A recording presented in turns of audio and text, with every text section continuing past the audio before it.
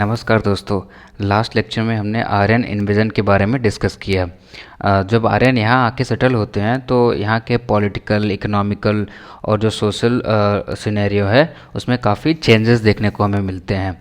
आज हम वो चेंजेस देखेंगे। और जब आर्यन यहाँ आके सेटल होते हैं तो इस एज को इंडियन हिस्ट्री में हम वैदिक एज से जानते हैं। तो दोस्तों, कल मैंने आपको आर्यन इन्वेजन की काफ़ी थ्योरीज बताई थी, जिसमें से एक थ्योरी थी सेंट्रल एशियन थ्योरी, जो कि प्रोफेसर मैक्स मूलर ने दी थी। उनके इस मतलब कि उस थ्योरी के अकॉर्डिंग हम देखते हैं कि जो आर्यंस थे वो कैस्पियन सी से होते हुए, मतलब कि ये यहाँ पे आप देखेंगे ये कैस्पियन सी है, ये कैस्पियन सी है और ये ब्लैक सी। तो कुछ यहाँ से, कुछ इस रीजन से जहाँ पे पहले वो रहते थे, यहाँ से वो माइग्रेट करते हुए कई फेजेस में कुछ तो इंडिया आ गए, कुछ इधर चले गए, कुछ यूरोपियन कंट्रीज़ में गए और कुछ माइग्रेट होकर एनातोलिया, जो आज का टर्की है, इस एरिया में माइग्रेट होते हैं। तो वो जब इंडिया में जैसे ही माइग्रेट करते हैं तो वो कुछ क्या नाम है, जो हिंदू कुछ पहाड़ियाँ हैं वहाँ से होते हुए वो सप्त सिंधु एरिया में आके सेटल हो जाते हैं। तो मैंने कल आपको सप्त सिंधु रीजन कहाँ पे पड़ता है उसके बारे में भी बताया था। तो जो इसका रेफरेंस है हम देखते हैं कि वो ऋग्वेदा के नदी स्तुति में। हाँ, तो जो ये मतलब इसका रेफरेंस जो है मैंने ऋग्वेदा के नदी स्तुति में मिलता है। तो जो यहाँ का ये जो एरिया है इसे ही हम सप्त सिंधु रीजन कहते हैं, जहाँ पे मैंने आपको 7 नदियों का नाम बताया था जो यहाँ पे पाई जाती थी, जिसमें से पहली थी सरस्वती और दूसरी थी इंडस, और बाकी जो 5 थे वो इंडस के 5 ट्रिब्यूटरीज थे, जिसमें से पहला था सतलज, दूसरा वरावी, फिर चेनाब, झेलम और ब्यास। ये सातों नदियाँ थी जहाँ पे आके वो अर्लियर मतलब अर्ली वैदिक के जब आप पढ़ेंगे, अभी मैं आपको वही डिस्कस करके बताऊंगा कि ये अर्ली वैदिक एज में यहाँ पे आके सेटल हो जाते हैं और वो इस रीजन को फिर ब्रह्मवर्त कहते हैं।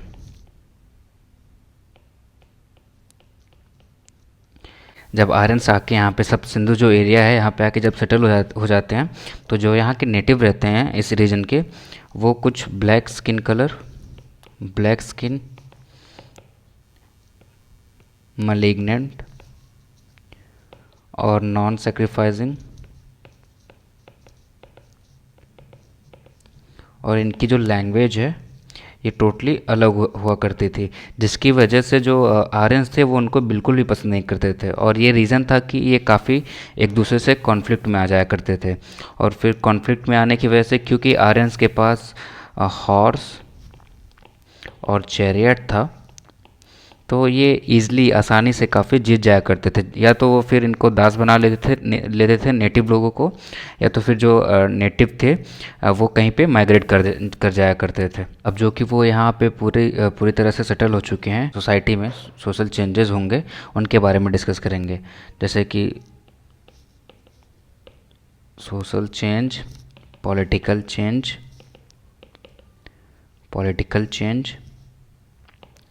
इकोनॉमिक चेंज, ये सारे चेंजेस जो कि सोसाइटी में अब होंगी इनकी आ जाने की वजह से, इसके बारे में हम डिस्कस करेंगे। देखिए, जो वैदिक एज है उसे 2 पीरियड में डिवाइड किया गया है। जो ऋग वैदिक एज है या अर्ली वैदिक एज, उसे इसका जो टाइम पीरियड है वो 1500 से 1000 BCE है। और दूसरा जो है, जो कि लेटर वैदिक एज है, उसका टाइम पीरियड 1000 BCE से 600 BCE है।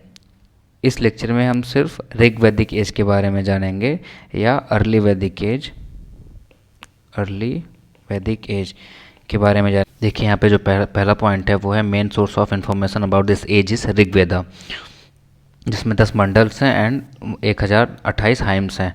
मंडल्स मतलब होते हैं बुक्स और हाइम्स मतलब होते हैं मंत्र।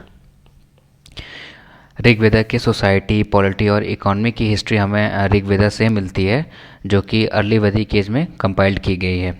दूसरा पॉइंट यहाँ पे है mandal of Rigveda from 2 to 8 are called Saptarishi mandal as these are composed by 7 great sages. Rigveda के मंडल 2 से 8 को सप्तऋषि मंडल कहते हैं। क्यों? क्योंकि इनमें 7 महान ऋषि मुनि जो थे उन्होंने इसे कंपाइल किया है। नेक्स्ट पॉइंट जो है वो है अर्लीस्ट मंडल from 2 to 7 are called family book while 1, 8, 9 and 10 were later additions. जो ऋग्वेदा है समय के साथ काफ़ी चैप्टर्स उसमें ऐड किए गए हैं और इसे किसी एक ऑथर ने कंपाइल नहीं किया है। जो इसमें सबसे पुराना मंडल है मतलब बुक है जो अर्ली वैदिक एज में लिखा गया है वो 2 से 7 है, जिसे हम फैमिली बुक भी कहते हैं। और बाकी के जो मंडल्स हैं 1, 8, 9 और 10 ये लेटर वैदिक एजेस में कंपाइल किए गए हैं। नेक्स्ट है 10th मंडल है the famous Purusha Sukta that describe 4-fold varna system. Purusha Sukta जो है इस मंडल में हमें सबसे पहली बार वन सिस्टम का जिक्र मिला है जो कि ऋग्वेदा के 10th मंडल में है। अब जो ये 10th मंडल है तो आप देख सकते हैं कि जो 10th मंडल है वो लेटर वैदिक एज में लिखा गया है। तो जो हम जिस वन सिस्टम की बात कर रहे हैं उसका भी जिक्र हमें सिर्फ मतलब जो जब हम लेटर वैदिक एज पढ़ेंगे उसी में होता हुआ दिखेगा। फिर यहाँ पे जो अगला पॉइंट है 3rd मंडल composed bye Vishwamitra contain Gayatri महामंत्र addresses to goddess Savitri.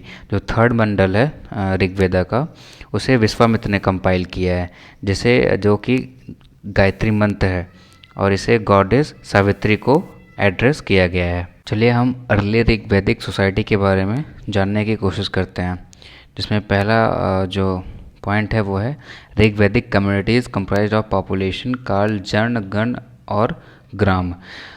Rigveda के फैमिली बुक में हमें काफ़ी सोशल पॉलिटिकल टर्म्स मिलते हैं जैसे जन। जन का मतलब होता है ट्राइब, गण का मतलब होता है लीनिएज और ग्राम का मतलब होता है विलेज, जहाँ पे लोग एक साथ रहते थे। हमें ऐसे कुछ सोशल पॉलिटिकल टर्म्स मिले हैं। दूसरा पॉइंट है society was divided into Aryans and non Aryans. Non Aryans were called Dasas and Dasyus. Society में दो तरह का मतलब डिवीज़न था। पहले तो वो जो आर्यंस थे जो आए हुए थे सेंट्रल एशिया से, और फिर दूसरे थे यहाँ के नेटिव जिनको वो लोग दस्यूज कहते थे। फिर तीसरा पॉइंट है it was an egalitarian society, social differentiate were not sharp. लोग के बीच में समान सामाजिक अधिकार थे। इसका मतलब ये नहीं था कि समाज में ऊंच नीच नहीं था, लेकिन हाँ जिस तरह का हम एकदम सोशल डिफरेंट और शार्प डिफरेंट मतलब कॉम्प्लेक्स और रिजिड स्ट्रक्चर हम लेटर वैदिक एज में देखते हैं, उस तरह की सोसाइटी यहाँ पे हमें नहीं दिखती है अर्ली वैदिक एज में। There is no mention of wage labour. Wage labour मतलब होते हैं जो मज़दूर होते हैं जो पैसे पे काम करते हैं, उन्हें हम वेज लेबर कहते हैं। उनका कोई भी जिक्र हमें अर्ली वैदिक एज में नहीं मिला है। But slaves were used for domestic purpose.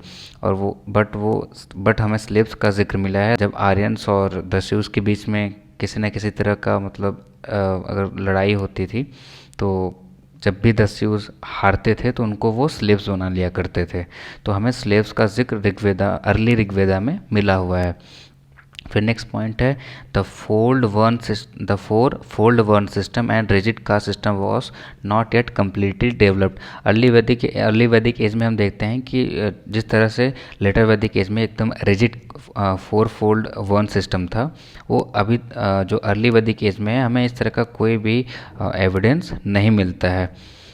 फिर नेक्स्ट पॉइंट है term varna used in Rigveda with references to only Aryans and Das.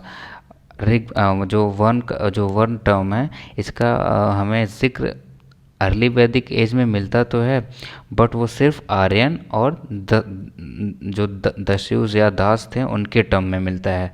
Having respectively fair and dark complexion, ये एक तरह का डिफ्रेंशिएट कर दिया गया था कि जो फेयर स्किन के लोग हैं वो आर्यंस थे और जो डार्क कॉम्प्लेक्सन है मतलब जो सांवले या काले हैं वो दास या दस्यूज हैं। जो नेक्स्ट पॉइंट है पेट्रीलिनियर सोसाइटी थी, मतलब पितरात्मक सोसाइटी थी। Birth of son was much preferred, मतलब घर में लड़का ही पैदा हो लोग इसको ज़्यादा प्रेफरेंस देते थे न कि लड़कियों को। नेक्स्ट पॉइंट है चाइल्ड मैरिज और सती के जो एविडेंसेस है वो एब्सेंट है, वो हमें नहीं देखने को मिलते हैं। और विडो रीमैरिज भी होते थे जिनको हम नियोग कहते थे। नेक्स्ट पॉइंट है Rigveda attaches important to institution of marriage and refers to various type of marriage, monogamy, polygyny and polyandry. Monogamy मतलब होता है मैरी टू वन पर्सन, और फिर पॉलीजिनी मतलब होता है Mary to two or more women at a same time. और यहाँ पे पॉलीएंड्री मतलब होता है वुमेन मैरिड टू